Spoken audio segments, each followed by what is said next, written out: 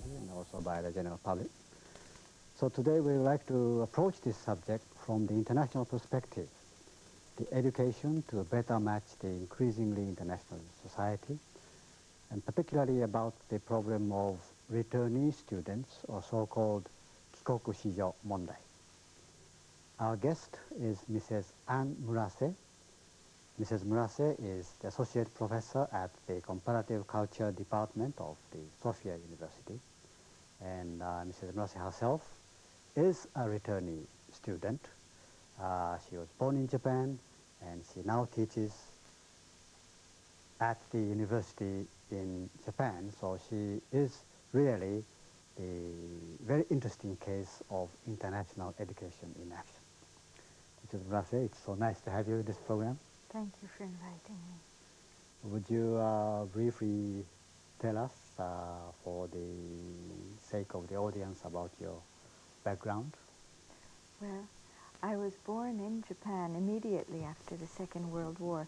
My father was an officer under MacArthur, and I was in Japan until I was 6 weeks old.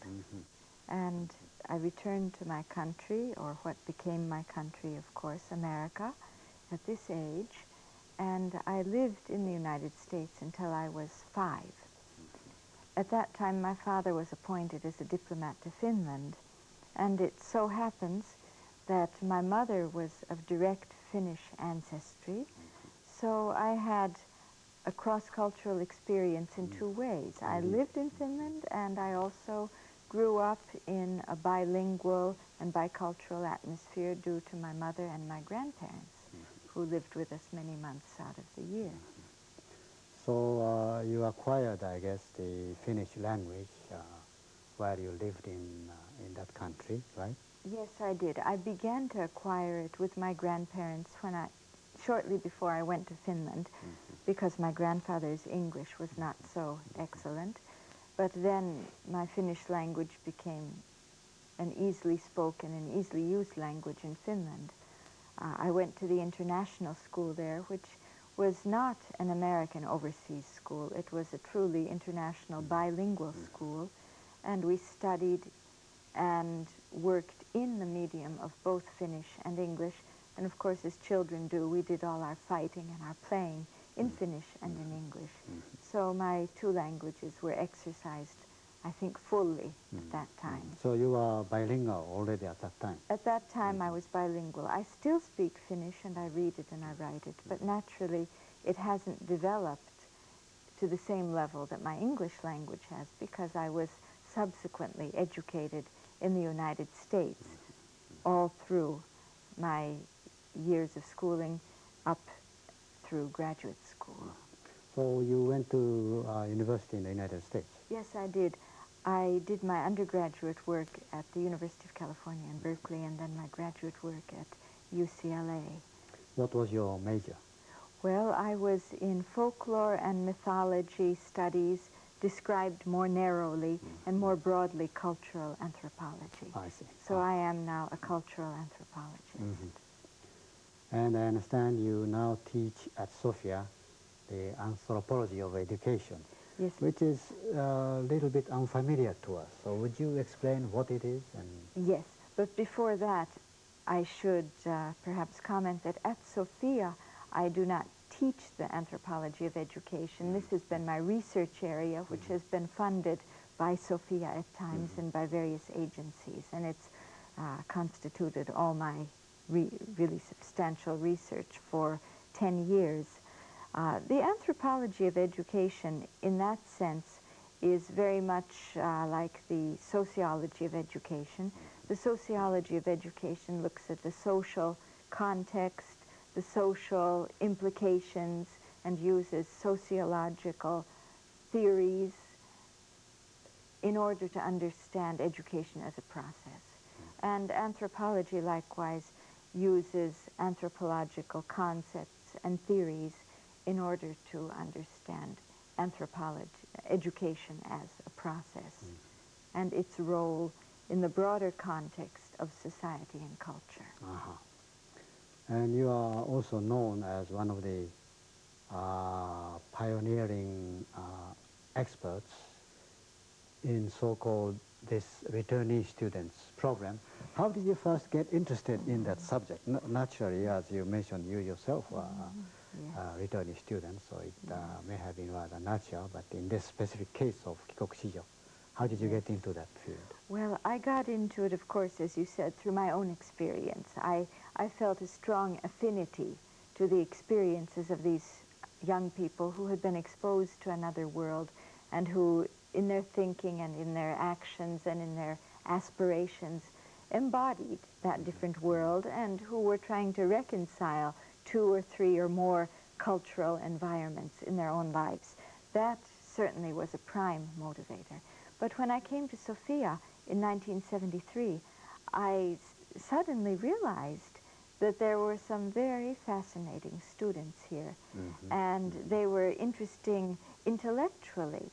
They were interesting as people, and as I got to know them, I realized that in many cases they were very interesting because they had had this overseas experience, and they were now in Japan trying to integrate this into their everyday life and into their studies. So my experience at Sofia was the prime factor motivating my research. Well, as Japan has become more internationalized in terms of economy and society, we have more Japanese people working and living abroad, and that means we have more of those children who spend important period of their life overseas and come back and then adjust once again themselves to the Japanese society. And sometimes this is a rather difficult experience for them. But apparently in your case, it did not mean any particular difficulty for you, I understand. I don't know how to answer that. Perhaps the end result was somehow acceptable in my case. I had a great deal of good luck, and I had the support of family and good teachers, good schools, and friends. But it was difficult, and it still is difficult, because I find that, at least in my cultural preferences and in my aesthetic preferences, and often in my human relations preferences, it is more towards Europe than it is towards the United States. And among my friends, I count as many or more Europeans than Americans. So in a very important sense, it set me a little bit apart from the mainstream culture of America. It didn't necessarily alienate me, but it left me alone enough to have to think a great deal. Well, it may be in your case a problem, but it is, as you just mentioned, is a personal problem. But in Japan, this Kikokushi's problem, as I see it, is a greater, perceived as a greater sort of a social problem. Why do you think it is seen that way? Well, this is a very interesting and a very important point. And of course, for research purposes, it is very important. And in order to understand Japan just in a general way, it's very important. There is the perception, at least by Japanese, of themselves that Japan is a homogeneous society. And I think there is a great liking on the part of many Japanese for that idea of homogeneity. Now, whether in fact Japan really is this homogeneous is another question. My tendency would be to answer no. But because there is this perception that Japan is homogeneous and that in order to function well in Japanese institutions, whether it be the family, the school, employment, or whatever arena you are functioning in, you must somehow integrate into this homogeneity. Therefore, the intersection or the collision of the somewhat different person with the homogeneous society becomes a problem. Yeah, but in practice, I know those children or the young people myself, and many of them have lost considerable part of Japanese language, and they do not know enough about Japan. They do not have so-called the common sense that the Japanese are supposed to have. And in a way, they also behave differently. So they face various difficulties in terms of their education and their future career. And I think it is a realistic problem in that aspect too. It's a very realistic problem. I think it is a pity if a child, a youngster who has been exposed to more than one culture, forgets one culture, whether it be the Japanese culture or the foreign culture. I don't like to see a Japanese forget his or her so-called Japaneseness and Japanese language any more than I like to see that same youngster forget his or her foreign experiences or foreign language ability. And perhaps I'd lament more the loss of the Japanese, because after all, there is the idea of nationality yet in our world today, and we identify with certain nations. But at the same time, if one is living in a society where different ways of being, more pluralistic people, even perhaps if they cannot write perfect Japanese, are accepted because of other traits, positive traits, then the problem is not even so much of a practical problem. But the present state of affairs, and certainly the fact that the Japanese language is so immensely difficult to master and is so rich culturally and so important for one's cultural development, presents, as you say, some very real practical problems. And if you spend, as many of those returnees do, tender formative stage of your life in foreign land, then you lose, if you don't like, you lose the language, your own language and your own culture. It is to some extent inevitable. So when they come back to Japan and once again adjust themselves to the Japanese society, it is rather difficult. And I have seen many of these people. What do you think are the solution or the countermeasures for these problems? Yes. Well, earlier I mentioned, of course, the desirable accommodation by society to these people, but that's only one half of the story. I think that a very important part of the solution is prevention of the problem. As you say, to some degree this problem is inevitable because as you are abroad, you have at least a dilution of the time spent on Japanese language. And this is a very important point because my understanding is that 30% of the time spent in Japanese schools is spent on the mastery of the Japanese language. And quantitatively speaking, this is a tremendous time and energy investment. So naturally, separation from the Japanese school system and from the Japanese environment, if one is separated overseas, and not all people are. They go to Japanese schools and live in a Japanese community. But if one is separated, certainly your so-called Japaneseness is going to be diluted. I personally feel, looking at my own efforts, I don't mean successes, my own efforts in dealing with my own child, who is cross-cultural and who is interracial because my husband is Japanese, that a tremendous effort has to be exerted by the family. And the family cannot always look towards the company or the schools or the government to solve the problem.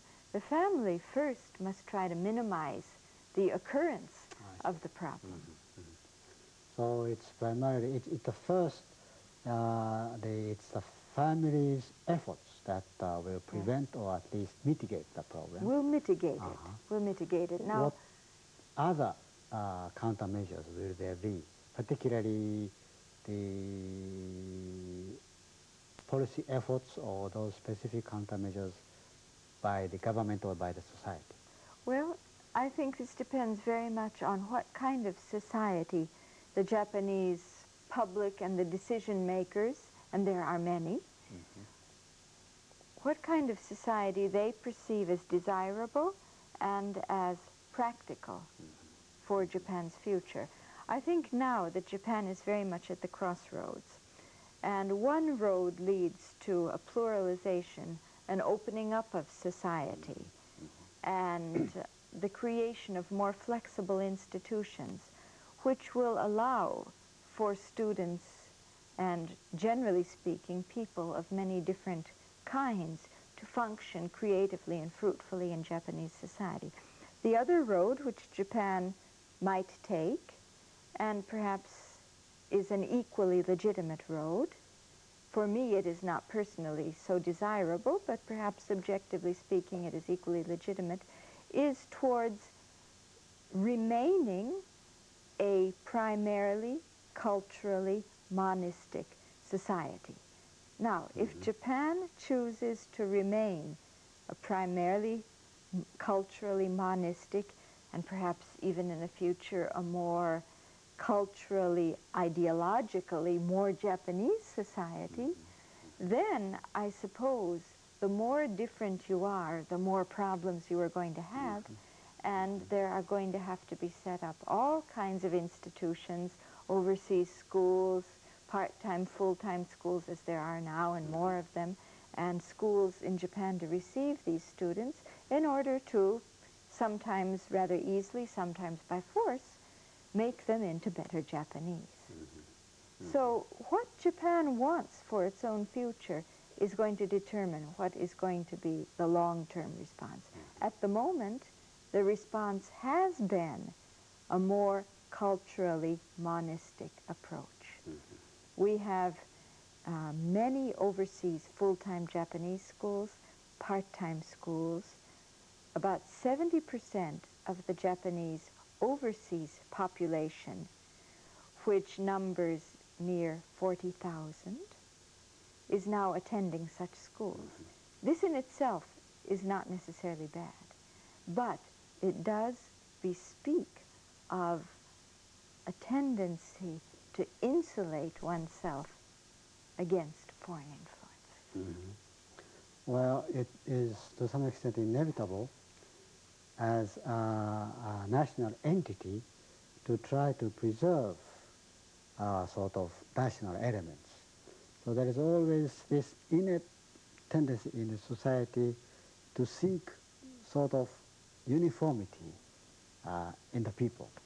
So although I see your point that Japan should look toward more open and more international society, internationally oriented society, but for the time being, I think it is inevitable that we expect those returnee students to be more versatile in terms of language and knowledge as a Japanese, more as a Japanese citizen, while preferably retaining as much overseas experience as they received.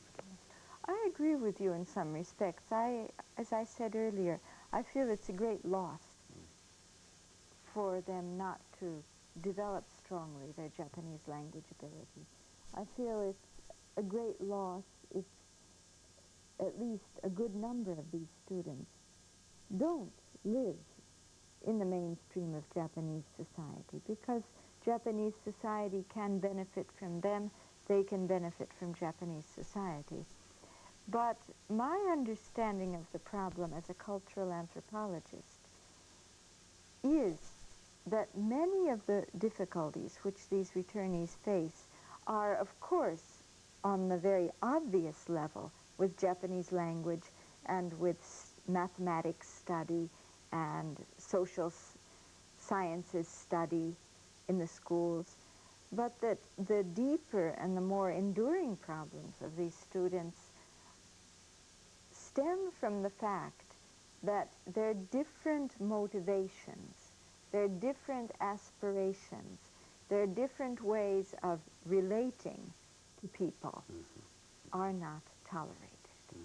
So, in that sense, I have no argument with you about the practical aspects, but I do take issue with the idea that anybody must be extensively homogenized in order to be socially acceptable. Yeah, I quite agree.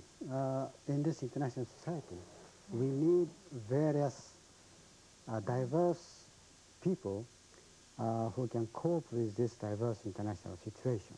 Yes. So those young people with different backgrounds, I think, can contribute more to the Japanese society in that respect. Yeah. But with this entrance examination system and with the kind of the economic society, the Japanese companies, which still very much stick to the traditional system, in practice it means considerable difficulty to those people and considerable sacrifice and burden to those people, including their family too. And sometimes these extra burden should be compensated one way or other by providing particular facilities to these people. Yes, in one sense it is true. It has been said that the Japanese personnel who are working overseas for the trading firms or for the foreign ministry or for whatever economic organizations or political organizations they may be representing, in a way constitute Japan's army. But Japan does not have such an obvious military presence, but that these really are Japan's troops, and the troops must be taken care of, and the troops' families must be taken care of. If you approach it from that point of view, I suppose one is forced to agree. And also, if you approach it from a very humanitarian point of view, in a sense, you must agree with the fact that if a child has a problem educationally, the child should not be forced to suffer and should receive some help. But to me, what is very interesting is that the numbers of overseas Japanese and then, of course, the annually returning Japanese are very, very small compared to the numbers of people in Japan who, for various reasons, family, economic, whatever reasons, are underprivileged. And in my research, I have always been forced to think that the enduring significance of the returnee phenomenon will be its capacity to force Japanese educators, policymakers, and society at large to rethink Japanese education so that Japanese education becomes more capable of accommodating the needs not only of the returnees, certainly of the returnees, but of all children who have individual needs due to whatever causes. That is true. Those returnee students are in a way a privileged group too, because apparently they have seen both sides of the world, while most of the Japanese students can only know about Japan. So they are handicapped in a way, but I would say they are more privileged than handicapped. I certainly feel that way. And as you mentioned, there can be many other groups which can be just as handicapped as returnee students in one way or the other. Yes, this is true. And I think that these students, too, must benefit from the kinds of rethinking of education that should stem from returnee student research. If these students, these other non-returnees who have their diverse needs, do not benefit, I think the returnee student phenomenon in Japan, in another way, will have gone to waste. It has a tremendous significance for the rethinking of Japanese society and education. Well, I observe many of those returnee students because many of them choose the career of interpreters, which is in a way natural course for them. And many of them have the problem of deficient Japanese and deficient knowledge. And I always tell them that they would make extra efforts to overcome them, whether they will become interpreters or not. If they want to be successful in the Japanese society, that will be a must. Yes. But they are already very good in English, and they know, of course, foreign culture, so in a way they are very fortunate people. And there are many very talented people, too, who can potentially make a great contribution to the Japanese society. Yes, I certainly feel that way. And I would like to see these people live in Japan as much as possible, not necessarily exclusively. There will always be individuals, artists, or businessmen or professionals, both men and women, who will find it essential for their life's work to live abroad or in both worlds, East and West, and to move back and forth. However, I think that if Japan should not be able to somehow, without homogenizing, but still integrate these returnees, they can avoid a tremendous loss of talent, and they can avoid a kind of brain drain that So might are you ensue. hopeful as a conclusion about the future of the Japanese educational system to better adjust to that problem? If I may be very frank, I never have placed too much hope in policy. I have never placed too much hope in the capacity of institutions to respond So it should be the sufficiently. people's initiative, our own initiative, Yes. to cope with Yes. the situation. What I look forward to is these students living in Japan and raising their families for the future. Thank you very much. It was very interesting. Thank you.